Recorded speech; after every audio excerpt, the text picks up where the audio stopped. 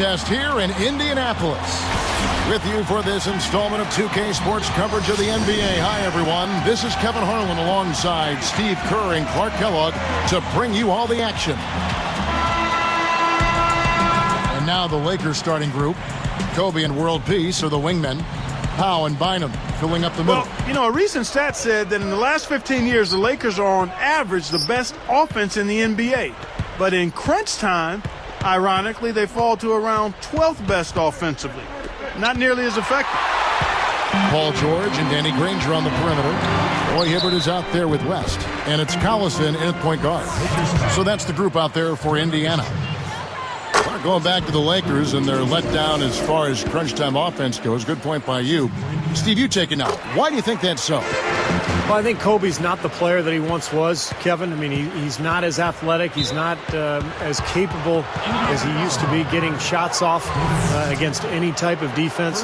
And I think the rest of the guys maybe lost a little confidence in themselves as a result. George against Kobe. Puts it up. And that one goes in as he is fouled. It'll be 3 points if he converts at the line. I thought Gasol got off to such a fast start last season, but he might have worn down as the season went on. He was asked to play big minutes, especially early when Andrew Bynum was out with the injury. Here's George. That falls. Great assist by Darren Collison. And the Pacers lead by 2. And then, of course, for Pau Gasol in the playoffs, a lot of disappointment with his play, Clark. A game, in fact, or two where he even got booed at the Staples Center. Yeah, you never like to see that, but he clearly did struggle in the playoffs. And he's extremely gifted, but some have tended to try to question his mental toughness or killer instinct. And I quite honestly think it's unfair. He's got a disposition and demeanor that lends itself to that kind of criticism, but anytime you can perform the way he has, that's impressive. And it actually helps him, the fact that he's got a deferring type of personality, to be an ideal number 2 guy for the Lakers, with Kobe Bryant being the obvious lead dog there. So it's a good fit, I think. That's interesting. Look at how they've been scoring the basketball, and it's really fun to watch them because all the baskets are coming off assists. Well, keep that in mind. I mean, they're a much more efficient team when they make that extra pass. When they get in trouble, it's when they're taking quick shots. West against Gasol. West misses. And a nice job there defensively, just getting a hand up enough to bother the shot. Yeah, that was very nice. Impressive. It made it a much more difficult shot. Nothing fancy for him on that jam. Just a textbook flush. Clarkie put it away without a moment's hesitation. So the whistle blows on the shot, and 2 free throws for the contact right there. That's on Derek Fisher. I think Darren Collison is penciled in as the Pacers point guard of the future, and with blazing speed and a really insatiable appetite for the game, the future's bright for him. Tyler Hansbrough is checked in for Indiana. And the Lakers also making a switch. Goudlock is checked in. On the wing, Kobe, defended by George. Outside for World Peace. They're moving it around. It's taken away by Collison. Well, he was being overly optimistic there, thinking he could make that pass. And once again off the mark by Indiana. That's a string of bad shooting for him. He's starting to rush things a little bit, I think. And that's the instinct you'd like to see, but he'd be better off just slowing things down a little bit. Well, Darren Collison's shooting percentages fell back to earth a bit last season following his scintillating rookie season. But, Steve, he's still plenty dangerous offensively. Well, he's so quick, and he can get around his defender at will, and he's added that jump shot. He's much better with that shot. So, Darren Collison, a guy who can beat you in a lot of different ways. Long deep. They get it again. Outside, Kobe. And Granger picks him up defensively. turnover. And a change here for the Pacers. Rice is checked in. The Lakers also changing it up. Troy Murphy, he's checked in for Bynum. And Josh McRoberts subbing for Pau Gasol. Timeout called the Lakers. Guys, 21-9 were the Lakers last season against the Eastern Conference. They've been within a game of that record for the last 4 seasons. That's really consistently impressive. And the Lakers with some changes. Andrew Bynum's checked in for Murphy. Gasol comes in for Josh McRoberts. And Derek Fisher is subbed in for Gaudla. There's the triple. Count that one. West has got 5 now. You look at the teams in the East, not many who can match the length the Lakers possess up front. What am I saying? There are a few teams in the entire league that can match that kind of length, Steve. Yep, the Twin Towers, Bynum and Gasol, really the Lakers' trump card. I mean, I think that's the key to this club. They've got to take advantage of those two guys this year, beat people up down on the block and on the glass. And if they can improve their defensive work on the perimeter, this could be a great team. And the shot is good. 14 points for Bynum. But you've got to get the ball out of his hands, bring an extra defender, and force somebody else to beat you. I agree with you. Make him give it up. You know, I think it was really exciting for this Pacers team getting into the postseason last year for the first time in 5 years, guys. I mean, the youth helped as we saw the passion come out in that Game 4 win against the Bulls. And I thought they competed very well in that series and have some promise going forward. Clark, I agree with you. You know, brought the Pacers making it into the postseason. They were the 8th seed, but really did a good job against a very talented Chicago team, Steve. Yeah, very tough opponents. Anytime you're going up in that first round against a team like the Bulls as an 8th seed, you get to see what a team like that's made of. And I think that young Pacers squad really accounted for itself in a good way in that playoff run. We'll see if they can take advantage and really have a good season this year. And that's the devastating one-handed jam. Always fun to watch Kobe setting other people up. Here's Price. And once again off the mark by Indiana. The Lakers in the lead. Question is, do they go 2 for 1 here? Can they get a good shot in time? That's the question. And here's Indiana. A 2-point game. Unloads. And it ends up out of bounds. So both teams changing it up here.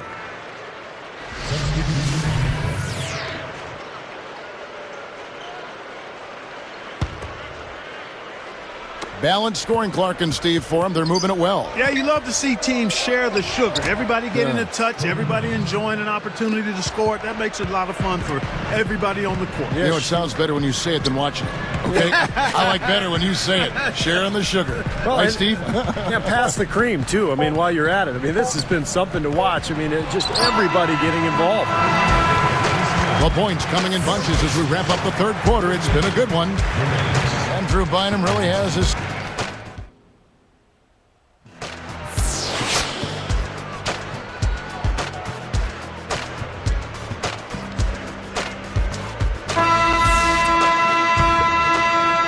Here's Collison. And on the court for the Lakers to start the fourth. World Peace and Powell in the forward slots. Fisher and Kobe man the backcourt. And it's Bynum in at the center. Backing down is Hibbert. It's good.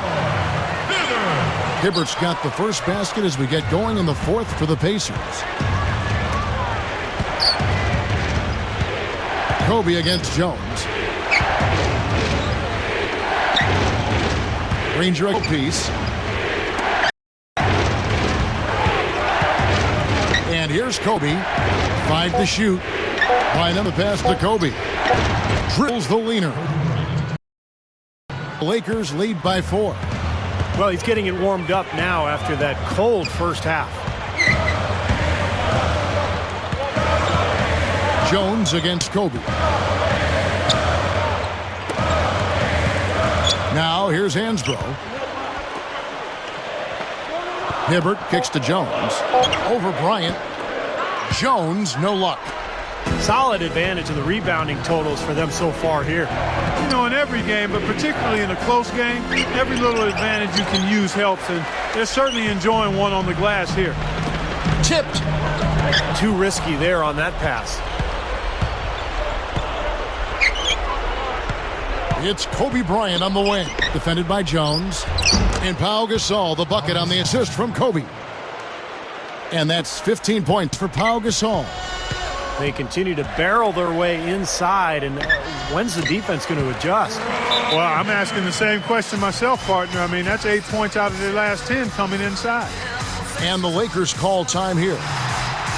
Well, you look at this Pacers roster, a nice young blend of talent and size and versatility. They had the flexibility this past summer to add some other nice players.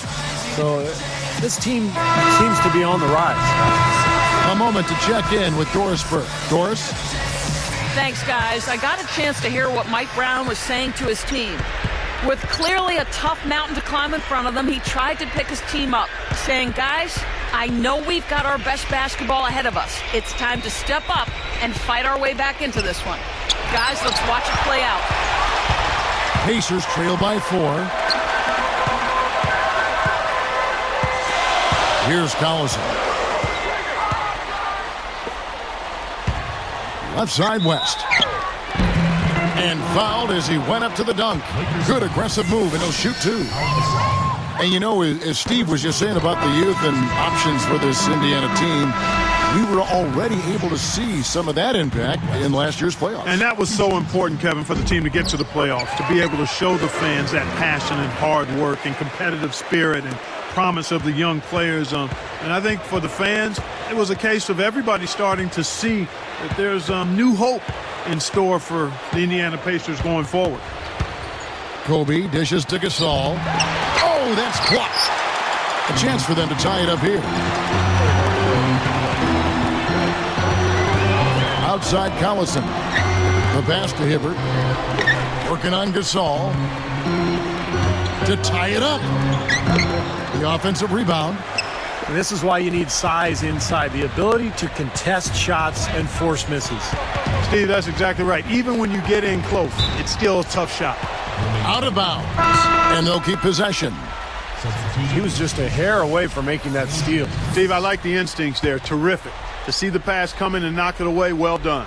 The Pacers making a switch here. Rangers checked in. George against Kobe. Shot clock at 5. The jump hook. And that one's good. And the Lakers lead by 4. Well, the only way to stop him is to keep him from getting the ball in the first place. Granger outside. Shoots the 3. The shot's good. Collison making the play. Collison's got 6 assists now in the game. So it's the Lakers now. They lead by 1. Kobe against George. World peace, the pass to Bynum. Takes it up. That's in, coming off an assist by Kobe. 18 points for Bynum. I can imagine they're going to hear an earful about this next stop. I mean, that's 3 straight field goals given up right in the middle of the lane. Inexcusable. Well, defense starts at the rim. I mean, you want teams shooting the ball from the outside, and that's not happening. They're just giving up everything inside. That lead pass allowed him to get straight to the hoop without losing any momentum. Collison with it. Here's Granger. The shot's good. Collison making the play. He's just so clutch. The guy you want on your side with the game on the line, Kevin. Tipped away. Out of bounds. And they retain possession. Just a tiny lead for them. Yeah, but a chance to make it grow here. Now Kobe. Takes it up. Yes! Boy, that finish right there was ammonia strong. The way he took that one to the rack, guys. Oh, I love it. How could you not? Terrific slam. But without too much resistance from the defense, I mean, I don't know. Like, ammonia strong? I don't even know what that means. Old school, old-fashioned, one-hand power jam. Just like you, Clark. Tried and true. That's all he needed to do. Just taking care of business out there. Collison. No good. And it's the Lakers taking it the other way. 8-second difference between the shot clock and the game clock. Count the bucket. Boy, the defense has to commit so much attention to him. He's just an important part of this offense. Granger for the 3. Rebound the Lakers. And now we've got the intentional.